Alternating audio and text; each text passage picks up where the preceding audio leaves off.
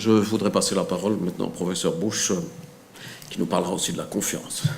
Merci beaucoup, Alain. Tout d'abord, j'aimerais bien féliciter Alain Strobel et ses collègues d'avoir organisé ce colloque sur la régulation des plateformes, thème extrêmement important et fascinant.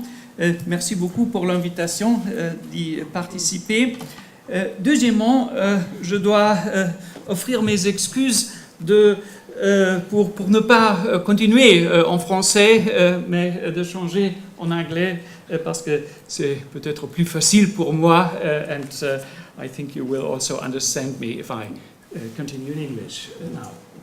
So in the short video that we have just seen, Rachel Botsman proclaims that we have entered a new era of trust, where institutional trust is replaced by what she calls distributed trust. She describes the brave new world where no longer trust in, as she calls it, black box systems of authority, things like legal contracts and regulation, that are her words, are necessary. I have some doubts whether this view is really correct. I rather think that in the digital age, old institutions are largely replaced by new institutions. Black box systems will play an even bigger role, and it will be the task, it will be the role of the law to set a framework, set a regulatory framework, especially for these black box systems of trust and reputation. I will address this topic in 4 quick steps. First, just a few words on why reputation systems are so essential in the digital economy, in particular in the platform economy, why business platforms, why online platforms rely to a large extent on reputation mechanisms. In the second step, I will take a closer look at the system design of reputation systems. What are criteria for a good reputation system, and which regulatory issues arise? And the third step brings me more towards the legal perspective, because the question of the design, the system design of reputation mechanisms is not just an academic issue. It has been addressed by regulators, legislators, and regulators who set soft law rules for reputation systems, which leads me then to the fourth and last question, whether there should be a common European regulatory framework for such reputation systems. Let's start with the first question. Many online platforms, or if I may, thank you, that's very kind. Many online platforms, thank you, such as Airbnb, BlaBlaCar, or Uber, are essentially matchmakers, intermediaries that bring together two sides of the markets. Economists talk about two-sided markets. The platform reduces transaction costs, in particular search costs, and facilitates the matching of the two user groups. If you take the example of Airbnb, this is very obvious. This business model of the platforms only works if there is a certain degree of trust in the security of the transactions. In the words of Rachel Botsman, it is necessary to make the trust leap. So the environment has to be designed in a way that the users take this trust leap. To put it more simply, you want to make sure that your contract partner is not a criminal. Interestingly, just as a footnote, in the dark net you find the mirror image of this. There you want to make sure that your contract partner is a criminal and not a policeman. So the problem seems to be universal, but I will only talk about legal platforms for the rest of my time. So Platform users, in order to make this trust leap, have somehow to overcome the problems of anonymity and information asymmetry, because online marketplaces are characterized by anonymity and information asymmetry, which could lead to problems of moral hazard, adverse selection, and could eventually lead to a market failure. And this is where the reputation system steps in. Ratings and reviews can help to overcome these information asymmetries and create the necessary trust in the marketplace. Ratings and reviews provide information about transaction behavior and basically the trustworthiness of other users. They also operate as a sort of social control and provide incentives for trustworthy, good market behavior. Users who do not play by the rules are expelled, are banned from the marketplace. So it's probably fair to say that the platform economy is essentially a reputation economy. And therefore, rating and review systems are the foundation of these business models. Now, some observers, including Rachel Botsman, are very optimistic. She even sounds enthusiastic about the power and potential of reputation systems. Some observers say that these reputation systems could even substitute more traditional instruments of consumer protection, mandatory disclosures, mandatory consumer protection rules, and create self-policing communities, reputational enforcement being superior to the enforcement of state-made consumer law rules, and that we eventually arrive in a situation where the elusive consumer confidence is crowdsourced. But I would put a question mark here, because empirical research on these reputation systems shows that the reality is not so rosy. There are major problems, weaknesses, vulnerabilities of these reputation systems. A major problem are fake reviews, fake positives, also fake negatives. And there's an interesting link, I think, at this point with the current discussion on fake news, which is also a phenomenon found on social media platforms, and a phenomenon linked to crowdsourcing of information, you could say. So I think there are a lot of interesting parallels here. Other problems relate to strategic reciprocity in systems where both sides of the market rate each other. I give you 5 stars if you give me 5 stars, which leads to a situation of rating inflation and undermines the meaningfulness of these ratings. A recent study on Airbnb said that 90% of the ratings on these platforms are between 4.5 and 5 out of 5 stars. There are other problems of discriminatory ratings. I don't go into details there, but this adds to the stack of problems here. So in summary, it is probably overstated to say that reputation systems could substitute traditional instruments of consumer law, but a good reputation system could probably complement traditional instruments of consumer law. So what is a good reputation systems? What are criteria? What are requirements?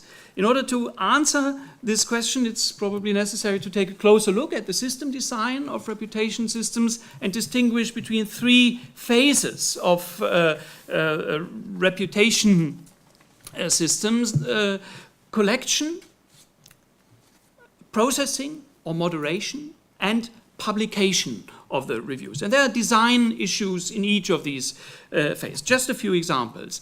The first question is whether you have an open or a closed system. In a closed system, only users who have gone through a verified transaction can write a review. That's the case on Airbnb. In an open system, everyone can review a product or a service, which is the case on Amazon, for example. You just have to create an Amazon account, and then you can write a review even if you haven't bought the product on that platform, but experience the product somewhere else. Open systems, of course, generate more information, more reviews, but they are more vulnerable to manipulation, more vulnerable to fake reviews. So there is a trade-off between quality and quantity of information here. One solution could be adding a mark, adding a sign to those reviews that are based on a verified transaction. That's exactly what Amazon does, to indicate which reviews are probably more trustworthy than others. But apparently that isn't enough. Just a week ago, Amazon changed its system design in this respect, and now it is only possible to review 5 products per week if the review is not based on a verified transaction. So Amazon has now moved to a semi-closed system of reviews. Another big problem is whether there should be reviews in exchange for discounts. Some sellers offer their products with a discount of 90%. If the buyer promises to write a neutral review of the product. An entire ecosystem has emerged. There are companies who promise to boost the number of reviews from 0 to 100 within 21 days. Names of companies are ReviewKick or Amazon Stars, Club der Produkttester in Germany. So a lot of service providers around these reputation mechanism. If this business model is in compliance with the rules of unfair commercial practices law, is at least doubtful, one could say. But these practices could undermine the trust in the entire system, and therefore Amazon recently acted. In October, Amazon changed its user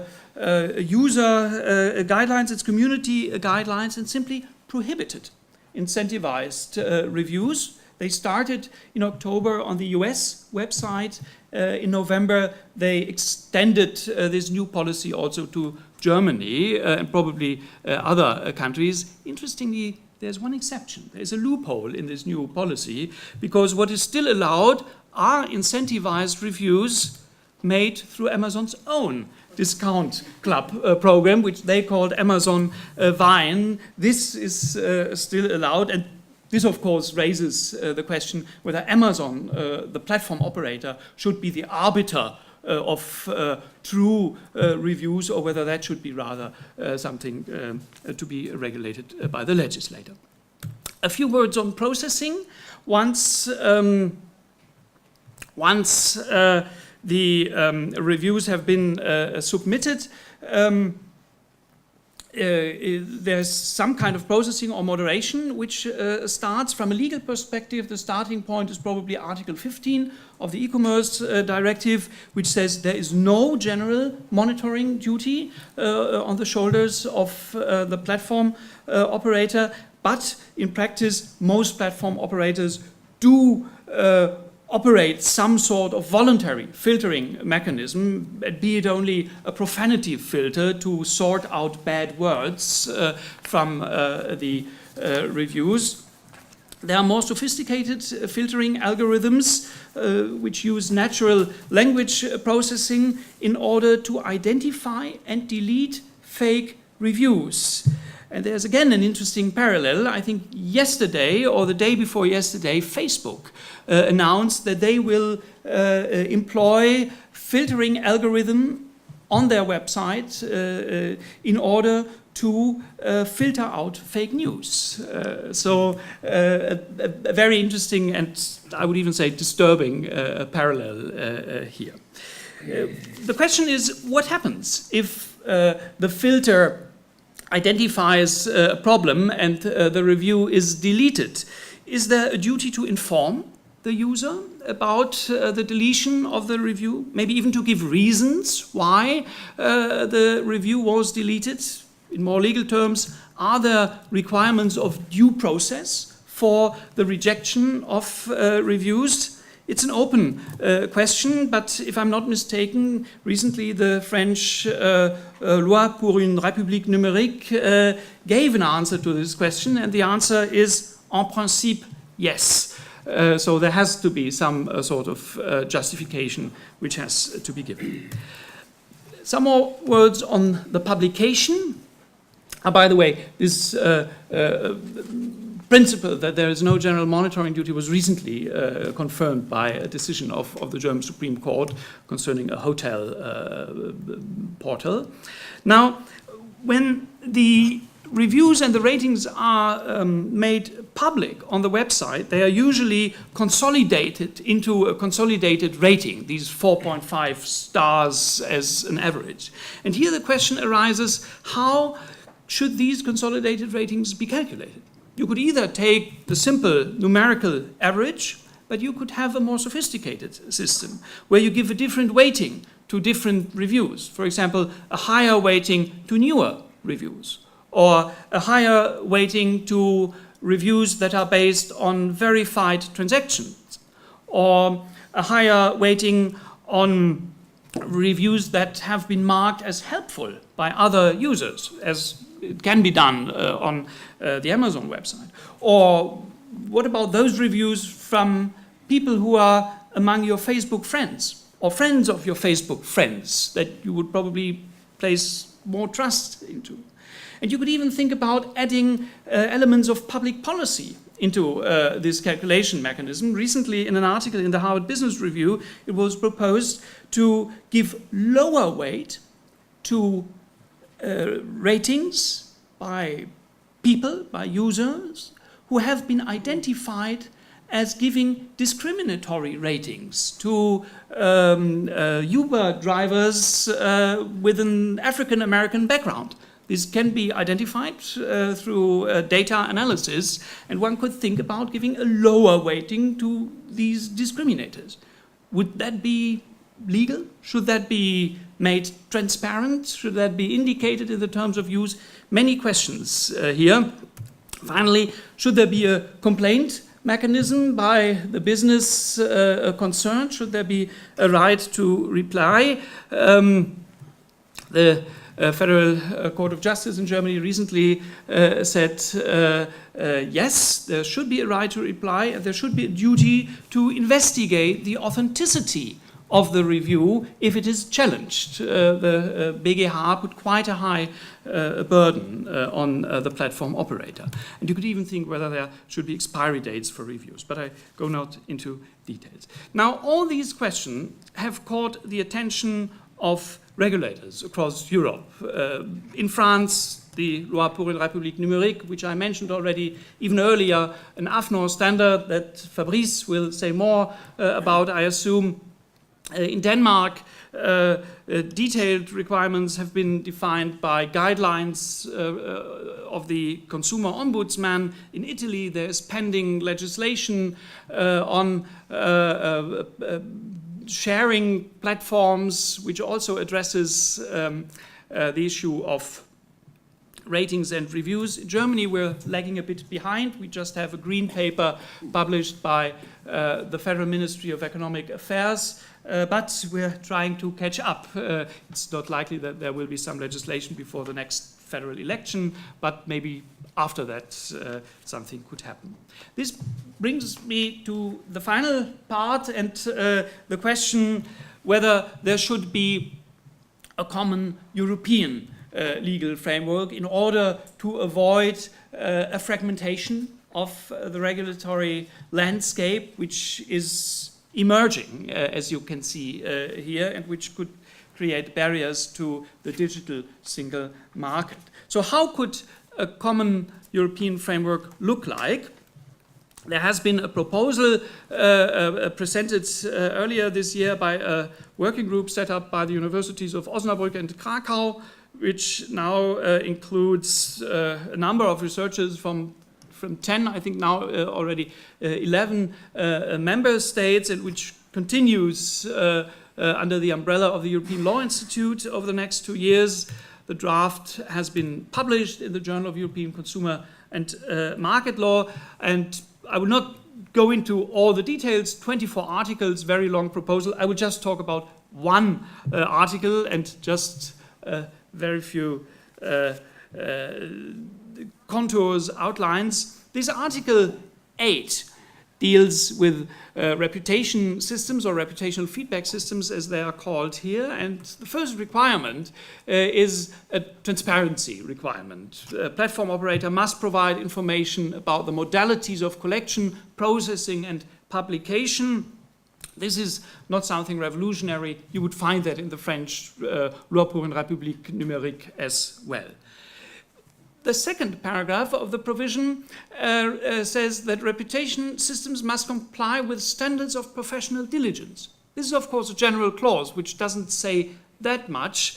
The term is borrowed from the Unfair Commercial Practices Directive, and it requires some concretization, some guidance. There is a guidance paper issued by the European Commission on the interpretation of professional diligence in the context of reputation systems, but this staff working document, which was published in June, only gives a few examples, 2 or 3 examples. I think this is not enough to provide market participants with legal certainty. Therefore, we thought it might be helpful to add an additional layer of legal certainty, and this is provided in paragraph 3 of this article, which adds a presumption of conformity.